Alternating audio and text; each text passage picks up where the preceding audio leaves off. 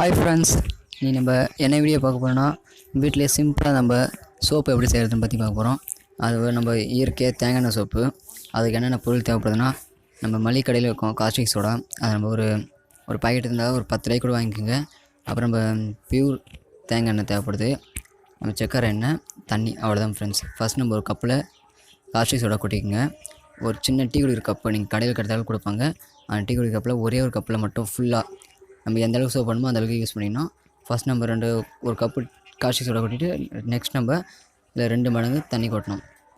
2 cup, 1 மடங்கு caustic soda கொட்டணும்னா 2 மடங்கு தண்ணி கொட்டணும். என்ன யூஸ் பண்ணணும்னா நல்லா இந்த காஸ்டிக் சோடா மிக்ஸ் பண்ணணும். நல்லா மிக்ஸ் பண்ணால் தான் அது நல்லா கரையும். நம்ம தண்ணியும் காஸ்டிக் சோடாவும் ஒரு 10 நிமிஷமாக நல்லா கலக்கணும். உங்கள்கிட்ட மிஷின் இருந்தால் மிஷினில் போட்டு மிக்ஸ் பண்ணிக்கங்க. நம்ம கையில் தான் மிக்ஸ் பண்ணுறோம். நெக்ஸ்ட் நம்ம இதில் தேங்காய் எண்ணெய் ஆட் பண்ணோம். தேங்காய் எண்ணெய் இப்போ நம்ம எந்த அளவுக்கு காஸ்டிக் சோடா போடுறோமோ அந்த அளவுக்கு தேங்காய் எண்ணெய் இதில் ஆட் பண்ணணும்.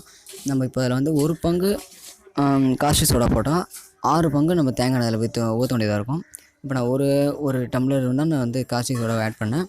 இப்போ நான் அதில் 7 மடங்கு தேங்காய் எண்ணெய் ஊற்றிருக்கேன். நம்ம எந்த அளவுக்கு அளவு பார்த்து ஊற்றணும். அப்படியே இதில் அளவு பார்த்து ஊற்றினா தான் நம்மளுக்கு சோப்பு மீடியமான அளவு வரும். இல்லை நம்ம தேங்காய் எண்ணெய் அதிகமாகினாலோ காஸ்டிக் சோடா அதிகமாகினாலோ சோப்பு வராது. அப்புறம் ஒரு மாதிரி உடம்புல ஒரு மாதிரி நம்பிச்சில் இருக்கும். நம்ம நல்லா 6 மடங்கு 7 மடங்கு நான் தேங்காய் எண்ணெய் ஊற்றிருக்கேன். மிக்ஸ் பண்ணோன்னே நல்லா கிட்டத்தட்ட நம்மளுக்கு எந்த அளவுக்கு மிக்ஸ் பண்ணுறோமோ, காஸ்டிக் சோடாவும் தேங்காய் எண்ணெய் எந்த அளவுக்கு மிக்ஸ் பண்ணுறோமோ அந்தளவுக்கு கிட்டத்தட்ட நம்மளுக்கு 1/2 hour மேலே மிக்ஸ் பண்ணால் தான் அது நல்லா மிக்ஸ் ஆகும். அப்போ தான் நம்மளுக்கு ஒரு நல்ல சோப்பு கிடைக்கும். இல்லைனா அதுக்கு 1/2 hourக்கு முன்னாடியே நம்ம மிக்ஸ் பண்ணி எடுத்து டப்பாவில் ஊற்றினா அந்தளவுக்கு கட்டி ஆகாது. நல்லா மிக்ஸ் பண்ணால் தான் நம்மளுக்கு அந்த சோப்பு மாதிரி வரும். இல்லைனா அப்படியே ஒரு மாதிரி நறு வந்துடும். சோப்பு நல்லா இருக்காது, பிசு பிசுன்னு இருக்கும்.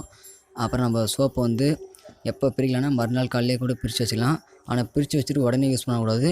ஒரு 1 month வெயிட் பண்ணி தான் நம்ம சோப்பு யூஸ் பண்ணணும். ஏன்னா உடனே யூஸ் பண்ணால் உடம்புலாம் ஒரு மாதிரி எரியும். அப்புறம் நம்மளுக்குலாம் உடம்புல ஒரு மாதிரி ஆகிடும். உடனே யூஸ் பண்ணக்கூடாது.